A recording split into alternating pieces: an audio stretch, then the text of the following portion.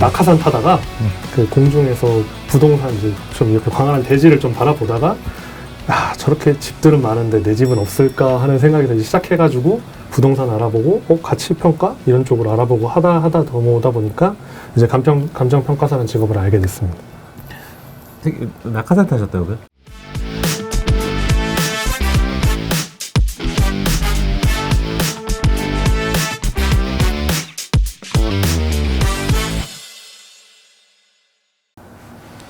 안녕하세요.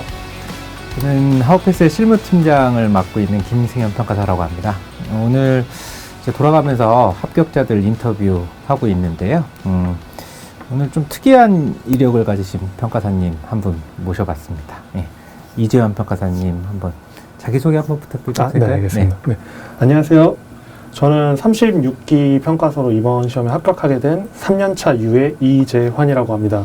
사실 저는 이제 아무런 관계없는 그 전공을 하고 또 심지어 노베이스로 이 시험에 뛰어들게 되어서 이런 분들께 조금 도움을 드릴 수 있을까 싶어가지고 이제 이 자리에 나와가지고 수기를 찍게 되었습니다. 심리학 전공이시다가 또 동시에 또 음악도 잠깐. 네. 어렸을 때는 음악을 좀 하다가 이제 어떤 계기로 인해서 또 대학은 그냥 심리학과에 가고 또 이제 조금 힘든 직업군 인생을 하다가 이렇게 여기저기 찌르다가 결국에 종착지가 평가사가 됐습니다. 계속 하실 건가요? 이제 여기가 종착지인 것 같아요. 그렇군요. 이렇게 왔다 갔다 하시면서 군인도 하셨다고요? 네, 직업군인까지도.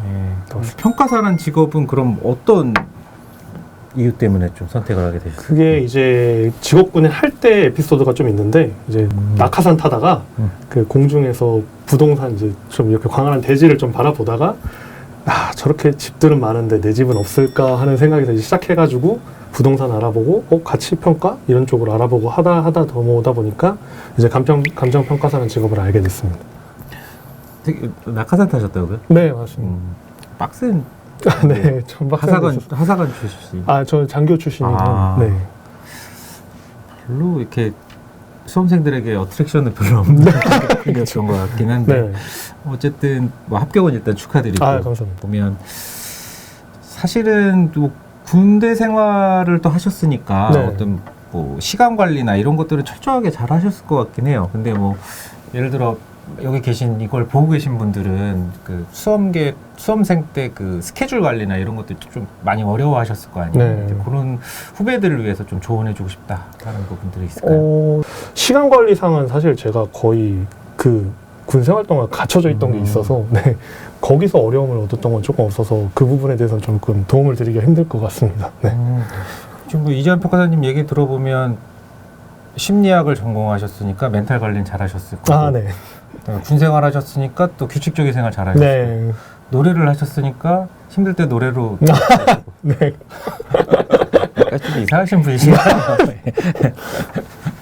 저 같은 경우도 공부할 때 보면은 진짜 막 모르는 게 막 시험 며칠 남겨놓고 막 모르는 게 엄청 많다거나 이런 느낌 들면 멘탈 관리도 좀 힘들었고 실제 시험장에서 내가 모르는 쟁점들 나왔을 때 멘탈 관리도 좀 많이 힘들었던 것 같아요. 물론 뭐 어떤 심리적인 분석 이런 걸 통해서 근데 사실 중이 제 머리 못 깎듯이 내가 아무리 심리학에 저게 하더라도 좀 힘드셨지 않았을까 싶은데 이런 멘탈 관리 같은 것은 좀 조언을 하면 어떤 심리학적 관점에서? 심리학적 관점에서요?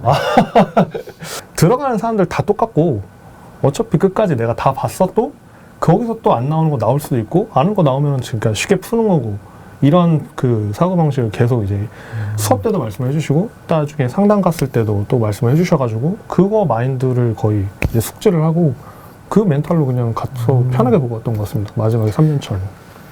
하우패스에서 계속 공부하셨어요? 네, 3년차 내내 하우패스에서 했어요.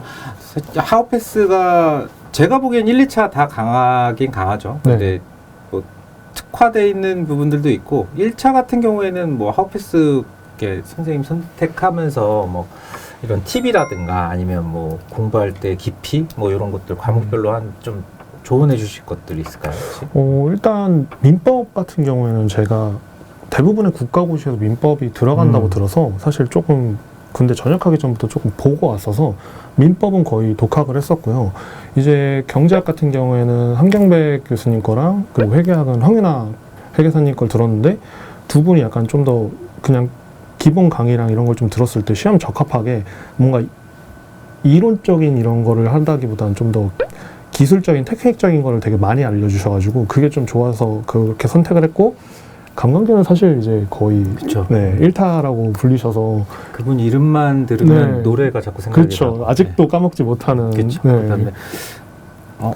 마지막으로 이제 부동산 학원론 같은 경우에는 지금은 이제 안 하시지만 이제 어차피 2차에 이론 과목에 조금 쓰일 수 있다는 생각을 해서 차라리 그럼 2차를 강의하시는 평가사님 걸 듣자 해가지고, 그때 제가 들어왔을 때는 이제 최영원 평가사님이 1차를 하셨어서 최영원 평가사님의 2차 거까지 같이 듣자는 생각으로 최영원 평가사님 걸 골랐습니다. 사실 2차 저희가 1차는 쉽고 또 2차 또 넘어가다 보면 2차에서는 또 실무라는 허들이 엄청 높잖아요. 네, 엄청 높죠. 물론 이게 좋은 강사님을 만나서 다행히도 예. 사실 뭐 보면 전체적인 비율을 보면 나 빼고 다 괜찮을 것 같긴 해요. 선생님들이 다 좋으시죠. 다 그냥 겸손한 척 하려고 저는 일단 빼봤습니다. 일단 그 뭐 실무 관련해서 사실 얘기할 게 좀 많죠. 실무가 좀 점수가 많이 나왔다고 들었어요. 네. 이번에 진짜 저는 생각도 못했지만 실무 때문에 합격을 한 케이스라 네, 실무가 제일 높게 나왔습니다. 그렇죠, 그렇죠. 네. 1번, 2번을 또 되게 굉장히 괜찮은 네. 선생님께서 잘 찍어주셨다는 소문이 맞죠. 그렇죠. 네. 저는 아닐 거예요. 실무 잠깐만, 나도 힘들다. 사실은 실무가 가장 많은 시행착오가 있는 과목이라고 생각이 돼요. 근데 뭐 좀 수험생분들이나 앞으로 공부하실 분들 다들 합격 수기 보시고 하실 거니까 네. 뭐 그런 분들에게 좀 실무는 난 이렇게 공부했다. 강사님 위주로 설명하셔도 괜찮습니다. 네. 알겠습니다. 일단 거의 초반에는 사실 진짜 처음 접하는 과목이고 또 계산기를 쓰는 심지어 그런 과목이다 보니까 계산기인데 서술형이고 글도 써야 되고 막 이론 문제 나오면 듣고 그것도 있고 하는데, 제일 처음 접근하는 건 어차피 저는 아무것도 모르니까 그냥 거의 진짜 강사분들, 평가사님들이 다 말씀해 주시는 걸 최대한 따라가 보자. 그러고도 안 되면 내 방식을 찾자라는 식으로 해가지고 처음에 만약에 진짜 저희 인문 교재부터 이렇게 쭉쭉쭉 커리큘럼으로 가잖아요. 근데 거기서 이제 말씀해 주시는 것처럼 이제 기성학 평가사님이 했을 때는 인문 몇 번 돌려라, 중급 몇 번 돌리고 기출 넘어가라, 이런 걸 거의 철저하게 지키면서 밟아갔고, 마지막에 이제 또 김성현 평가사님이 공적특가 강의해 주시고 이런 데서 하고, 아니면 개인적으로 상담을 하면서 커리큘럼을 짤 때 이제 3년차 넘어가서부터는 실무감을 안 읽는 게 정말 중요하니까 계속해서 매일매일 100점 이상은 무조건 푸는 걸 끝까지 가져가라 해가지고 그것만 지키면 무조건 합격할 수 있다, 이렇게 믿음을 심어주셔서 그런 걸 최대한 지켜가지고 나가려고 좀 노력을 했습니다. 그래서 저는 사실 평가사님들이 이제 제시해주는 코스를 웬만해서 안 벗어나고 최대한 다 지키려고 노력한 게 합격에 제일 중요한 포인트지 않았나 싶었습니다. 근데 실무가 사실은 이렇게 보면 성적이 한 번에 오르진 않아요. 네, 그죠? 그렇죠. 그래서 좀 중간에 좀 좌절도 많이 하고 했을 텐데 네. 그럴 때는 좀 이렇게 어떻게 관리하라라고 얘기해주고 싶은 게 있을까요? 혹시 막 제일 중요했던 건 저는 이제 모르는 건 무조건 다 알고 가야 된다는 스타일이어서 조금 평가사님들을 많이 괴롭혔습니다.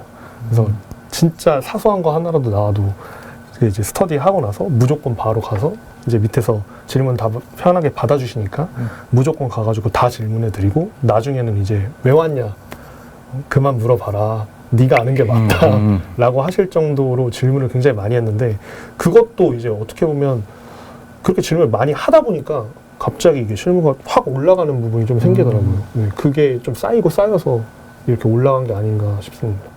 맞아요. 근데 사실 질문을 많이 보고 많이 하시고 또 얼굴이 많이 익으신 분들이 좀 빨리 합격하시는 것 같긴 해요. 그래서 실무를 몇 점 받으셨길래? 52점 받았습니다. 52점이요? 네. 이번에 잘 받은 건가요? 그게? 네, 거의 지금 보면은 어디서 통계를 한번 내봤는데 거의 상위 25%쯤 네, 그런. 그냥 그런 점수인 줄 알았더니 아닌가 보네요. 자, 뭐 실무 같은 경우에는 사실 많은 분들이 평가 개요를 많이 쓰고 네. 전형적인 목차에 빠져가지고 거기에 이제 괄호치기 하시고 이러시는 분들이 목차 채우기 연습 뭐 이런 거 하시는 분들이 생각보다 많더라고요. 네, 요새 그렇죠. 특히 요새 채점을 하다 보면 그런 분들이 굉장히 많아 보여요. 근데 사실 그게 맞는 건지, 아니면 실무 목차는 어떤 식으로 잡거나 어떤 식으로 좀 전개를 해나가는 게 맞는지. 사실 이것도 어떻게 보면 되게 김성현 평가사님도 그렇고 김성현 평가사님도 그렇고 팁을 다 많이 주셨는데, 저는 그래서 개인적으로 문제별로 이걸 나눠야 된다고 좀 생각을 했었거든요. 저는 그래서 차용을 할 때 일단 기본적인 베이스는 어차피 기본 강의 자체를 김상현 평가사님 걸 들었으니까 거기서 이제 항상 하는 것처럼 기본적인 베이스의 목차는 다 잡아두되 후반부로 갈수록 이제 김상현 평가사님이 주신 목차집 이제 보상 같은 경우에는 점수대별로 이렇게 그쵸. 어떻게 해야 되는지를 주셨잖아요.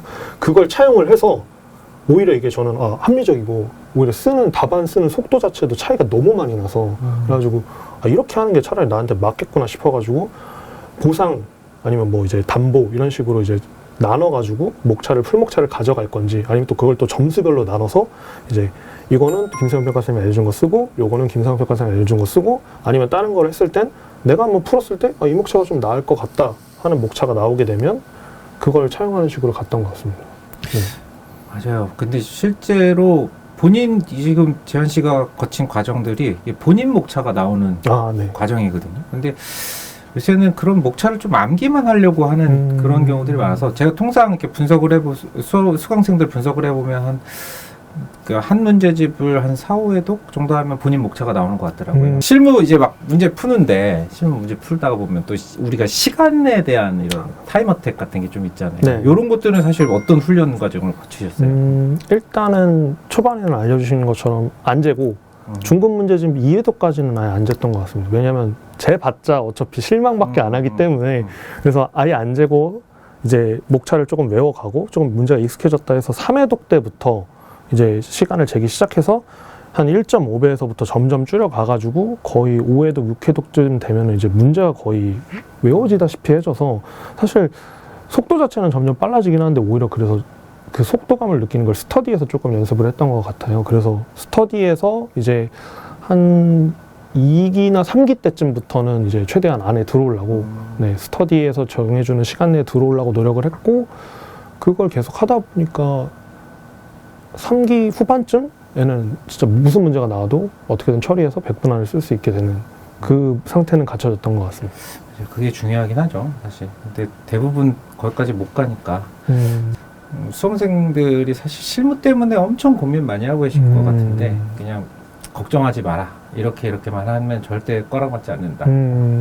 저도 걱정을 했었고 꽈락을 굉장히 많이 걱정을 하는 과목이긴 한데 사실상 제가 했던 거 그 자체를 따라간다는 거를 보면 그냥 평가사님들이 해주시는 거 그냥 잘 듣고 이 문제 안 나온다 하면 그냥 안 나오겠지 하고 그냥 다 버리고 그냥 진짜 중요하다고 찝어준 거면 어떻게든 이해하고 암기하고 무조건 그날 안에 해결하려고 하면서 평가사님을 믿고 따라가면 꽈락은 절대 안 나온다고 저는. 네. 당신 너무 세뇌될 것 같아. 마지막으로. 진짜 실무의 마지막. 네. 스터디 빼고 가장 도움이 됐던 강좌는 어떤 강좌가 있을까요? 스터디 빼고 가장 도움됐던 강좌. 먼 산 바라보지 말고 가까이서 찾아. 나 가까이서. 아무래도 역시 공적 특강이. 그렇죠. 공적 특강이 아주 괜찮죠. 네, 그렇죠. 깜짝 이거 뭐 전혀 광고가 아니잖아. 광고 전혀 아니고 진짜 주시는 자료가 진짜. 그거 꼭 보셔야 됩니다, 진짜로. 자, 이론 법규 가볼까요? 네, 별로 할 얘기는 없을 것 같아요. 빨리빨리 하시죠. 네. 이론은 점수는 안 물어볼게요. 높진 않은 것 같아서. 네. 이론 때문에 고민하시거나 뭐 힘들어한 적이 있으신가요? 사실 근데 저는 이론을 제일 좋아하는 과목이었는데. 그래요? 네. 특이하시네. 네. 이론을 굉장히 좋아했었는데 아쉽게도 그렇게 높게 점수를 받지 못해가지고. 근데 전체적으로 저랑 잘 맞지는 않습니다. 저는 이론을 되게 싫어했어요. 그럼 이론은 주로 어떤 식으로 공부를 하셨어요? 일단은 초시 때는요. 그 부동산 학원론에서 이제 뭐 또 이게 계속 얘기를 하자면 진짜 세뇌에 가깝긴 한데 최원 평가사님이 이제 어차피 2차 배울 거니까 감칙 다 외워라. 1차 때 시간 남으니까 그래서 진짜 감칙을 진짜 1조부터 27조까지 토시 하나 안 틀리고 다 외우고 실무 기준은 도저히 못 외우겠더라고요. 그때. 네. 그건 이상하죠. 네, 그거는 도저히 못 외우겠어서 그렇게 공부하고 진짜 알려주신 대로 최대한 그 개념 노트, 의의 노트를 이제 준비를 해주시는데 거기 있는 의의를 최대한 다 암기를 하고 이제 나오는 문제는 솔직히 못 씁니다. 개념을 암기를 했다고 해서 쓸 수 있는 게 아니라서 왜냐하면 목차나 논리적인 흐름 자체를 배워야 되기 때문에 실질적으로 저도 스터디 1기까지는 거의 예시 답안을 필사를 하든지 아니면 필사하는 게 너무 싫었다 싶으면 전날이나 그 전전날 아니면 독점 프로그램에서 제시될 이제 미리 주시는 자료가 있어서 그걸 어떻게든 암기를 다 해서 난 스터디에 안 보고 쓰겠다 그래서 그런 식으로 했지 사실상 이론이란 과목 자체가 아무것도 안 보고 그걸 다 써지는 게 제일 늦다고 저는 생각을 했거든요. 근데 저는 좋아했기 때문에 그게 조금 빨리 앞당겨진 거고 그런 거지 거의 제가 주변에 있는 분들은 4기 때까지도 필사를 하다가 붙으신 분들도 있어서 사실 네. 그럼 3년차 때는 사실 뭐 이론은 계속 좋아하는 과목이니까 네. 뭐 3년차 때도 뭐 비슷한 공부 방식은 계속 유지를 하셨겠네요. 네, 거의 그냥 의 외우고 그냥 문제 한번 풀어보고 이제 오히려 조금 달랐던 점은 문제를 보고 내가 어디까지 쓸 수 있는지를 한번 생각하는 걸 더 많이 했던 것 같아요. 여기까지 내가 개념을 모르는 데가 있는지를 좀 많이를 했던 것 같습니다. 오히려. 제가 학교생들에게 항상 이론 관련해서 꼭 마지막으로 여쭤보는 게 있어요. 네. 마지막은 아니니까. 근데 목차 잡는 게 더 중요한 것 같아요? 아니면 이론 같은 경우에 손으로 실제로 써보는 게 더 중요한 것 같아요? 저는 개인적으로 손으로 쓰는 게 제일 중요하다고 생각을 합니다. 왜냐하면 많이 쓰다 보면 이미 익숙한 목차가 나오고 익숙한 논리의 흐름이 나오기 때문에 그걸 동시에 할 수 있는데 굳이 이걸 나눠서 생각할 필요가 없이 그냥 많이 쓰면 알아서 나온다라고 생각합니다. 뭐 암기 위주로 공부를 하셨나요? 아니면 이해 위주로 공부를 하셨나요?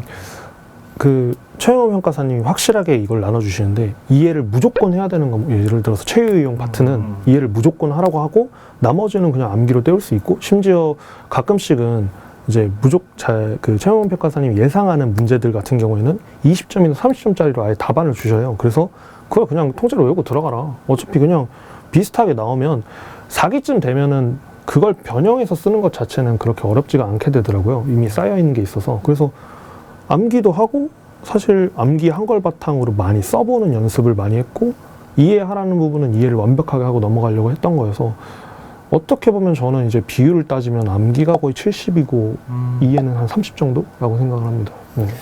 특히 또 이제 암기 관련해가지고 또 이슈가 되는 게 요새 이제 수험생들끼리는 또 강론 부분에서 또 문제가 많이 나온다 네. 생각을 하는데 저는 그렇게 생각하진 않는데 사실 강론 문제가 조금 크게 나왔을 때의 대처법이라든가 이런 건 좀 약간 디테일하긴 한데 아직 머리가 살아있을 때니까 이걸 여쭤보면 강론 부분이 이제 어떻게 보면은 대부분 근데 나올 만한 문제들을 거의 스터디나 이제 아니면 마무리 특강에서 거의 다 다뤄주셨기 때문에 사실 그 정도 디테일한 게 나올 리도 없다고 하셨는데 진짜로 그 정도하게 디테일한 게 나오는 것도 없었고 대비를 한다고 해도 어차피 그 정도 진짜 말씀하신 것처럼 파고들어서 나오는 부분들은 저만 못 쓰는 게 아니니까 일단 기본적으로 할 거 하고 그 다음에 이론은 더해가는 식으로 공부를 하시는 게 맞다고 생각을 합니다. 강론 같은 경우에도 진짜 필수적으로 워낙 물건이 많잖아요. 그래서 할 것만 하고 정말 중요하다고 생각하는 뭐 영어권, 특허권 이런 거 나오는 거는 진짜로 목차화해서 꾸준하게 다 준비를 해놓고 안 나올 것 같은 뭐 강어권이나 이런 거는 조금 이제 비중을 좀 덜 해서 하는 식으로 강약 조절을 해서 이제 가져가는 게 낫고 그렇다고 생각합니다. 네. 그러면 본인이 생각하기에 뭐 이게 그 한 2년차, 3년차 생각하시면서 본인 서브를 빵빵하게 만들어가지고 갖고 가셨어요? 아니면은 그냥 있는 자료들 재배합하시는 방법을 쓰셨어요? 저는 일단 그 서브 만드는 것 자체를 잘 몰랐고, 그러니까 정리를 한다고 하더라도 이게 워낙 양이 많다 보니까 제가 도저히 접근할 수 없다고 생각을 해서, 그리고 주시는 자료들이 정말 진짜 안 부족할 정도로 많이 주시기 때문에 그것만 정리하는데도 시간이 엄청 오래 걸려서, 네, 저는 그냥 주시는 자료로만 공부를 했습니다. 네. 그러면 법규하고 이론에 공부하는 태도의 차이? 이런 걸 좀 한번 여쭤볼 수 있을까요?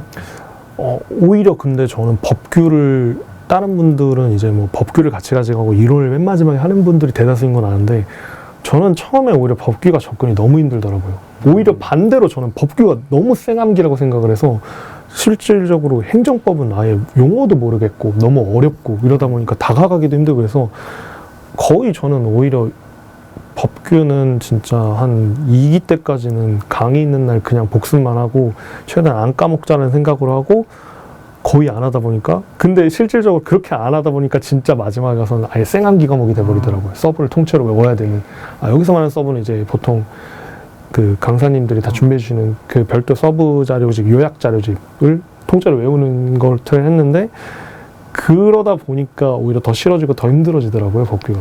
그러니까 이론은 조금 이해도 하면서 네. 공부를 했고 법규는 그냥 암기 위주로만 네, 완전 암기였습니다. 하셨다고요.